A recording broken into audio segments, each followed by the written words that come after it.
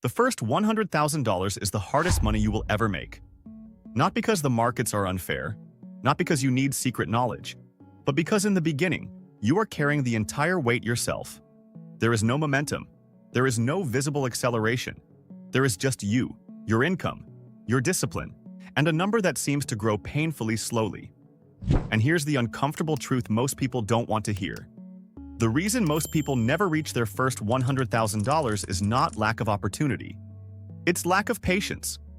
If you want real, calm, no-hype financial education that focuses on long-term systems instead of shortcuts, make sure you like this video, subscribe to the channel, and comment below how close you are to your first 6 figures in net worth, because understanding this stage properly can change your financial life permanently. Let's start with the mindset shift that almost nobody talks about. The first $100,000 is not an investing challenge. It's a behavior transformation. In the early stage, investment returns barely matter compared to your contributions. If you have $15,000 invested and you earn a solid return, the dollar growth is still modest. It doesn't feel life-changing. It doesn't feel impressive. And that's where beginners get discouraged. They expect investing to feel powerful immediately, but compounding only becomes powerful once the base is large enough. Here's what most people misunderstand. Compounding is slow before it's fast. In the early years, your wealth grows primarily because of what you put in, not because of what the market gives you. That means your savings rate, your income growth, and your consistency are doing almost all the heavy lifting. And lifting is hard. This is where beginners go wrong. They focus on optimizing returns instead of optimizing behavior. They spend hours researching which investment might outperform by a few percentage points, but they ignore the bigger lever: increasing income and controlling expenses. In the first stage of wealth building, earning power and discipline matter far more than market timing. Now pay attention to this part, because this is where the real difficulty becomes clear. The first $100,000 requires you to delay visible rewards. You might get a raise and choose to invest it instead of upgrading your lifestyle. You might see friends buying new cars while you're still driving something practical. You might resist lifestyle inflation even when you could afford more. That restraint is emotionally exhausting over time.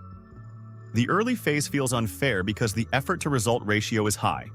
You work hard, save aggressively, invest consistently, and yet the total still looks small compared to the numbers you see online.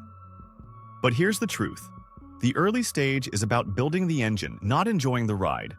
Let's talk about the math in simple terms. When you reach $100,000, even a modest annual return begins to produce meaningful dollar growth. Suddenly, your investments might grow by several $1,000s in a year without additional contributions. That's when momentum becomes visible.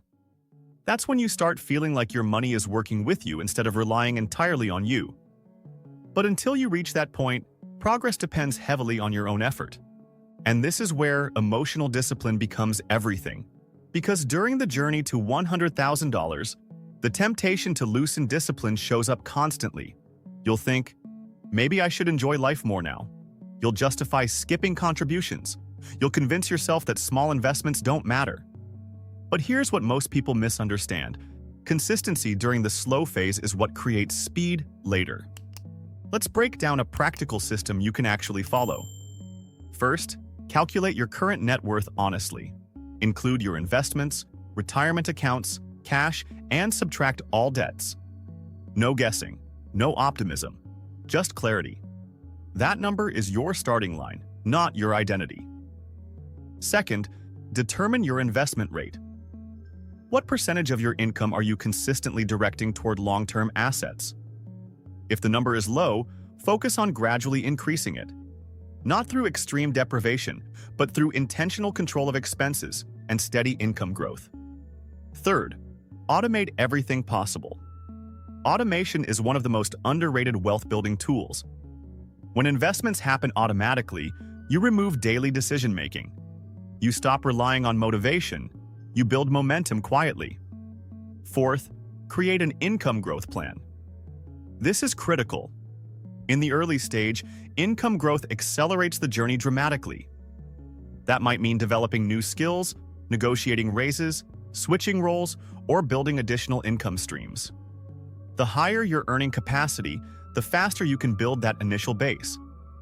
This is where beginners go wrong again. They treat investing as the only lever. But income is often the most powerful lever early on. Increasing your earning power by even a modest amount, if consistently invested, can shave years off the timeline to $100,000. Now let's talk about lifestyle inflation. This is the silent enemy of the first six figures. As income rises, expenses tend to rise with it. The apartment gets bigger, the car payment increases, subscriptions multiply. The danger isn't enjoying life. The danger is expanding fixed expenses so quickly that your investment rate never improves. Here's what most people misunderstand. The speed at which you reach $100,000 depends less on how much you earn and more on how much you keep and invest. A high income with uncontrolled spending delays wealth. A moderate income with disciplined investing accelerates it.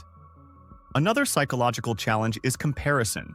Social media amplifies extreme outcomes. You'll see people talking about million-dollar portfolios, real estate empires, and early retirement, and you'll feel behind. But those visible results are built on years of invisible discipline.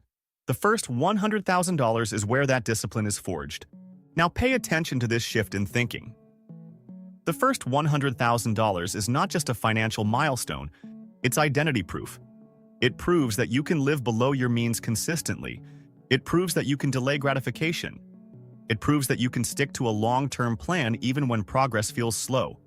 And that identity is far more valuable than the number itself. Let's also address market volatility. During the early stage, a market downturn can feel discouraging. You may see your portfolio decline and think your effort is wasted, but downturns during accumulation years can actually benefit disciplined investors because you are buying assets at lower prices. The key is staying consistent. Panic selling resets progress. Patience accelerates it. Trying to rush the first $100,000 with risky strategies is one of the biggest mistakes people make. High-risk bets, speculative trends, excessive leverage, these may promise speed, but they often create setbacks. And setbacks in the early stage are especially damaging because your base is still small. Protecting your progress matters more than chasing rapid gains. Here's what most people misunderstand again. Wealth building is not about intensity. It's about duration. You don't need extreme sacrifices for a short period. You need sustainable discipline for a long period. The first $100,000 rewards consistency, not bursts of motivation. Once you cross that milestone, something changes psychologically. Seeing six figures in your investment accounts feels different. The returns become noticeable. Your portfolio might grow by amounts that feel meaningful even without new contributions. That visible momentum reinforces good behavior. It becomes easier to stay disciplined because you see tangible results. But the journey there requires accepting boredom. It requires repetition. Invest, wait, repeat, month after month, year after year. No dramatic breakthroughs, no overnight success, just steady progress. So let's recap clearly and calmly. The first $100,000 is the hardest because in this stage, you are doing almost all the work. Your contributions matter more than returns. Your discipline matters more than strategy. Your income growth matters more than optimization. It demands identity change, lifestyle control, and emotional resilience. But it is the most important milestone because once you reach it, compounding begins to assist you in a noticeable way. Momentum builds, growth accelerates, and wealth building transitions from effort-heavy to system-supported. If this helped you understand why the first $100,000 feels so difficult and why it matters so much, like the video, subscribe for more system-driven financial education and comment below how you're structuring your journey toward your first six figures. And if you want to go deeper into maintaining discipline during long-time horizons, watch the video called Saving versus Investing, the decision that changes everything, because mastering your behavior during the slow phase is what determines whether you ever reach that first $100,000 and what you build after it.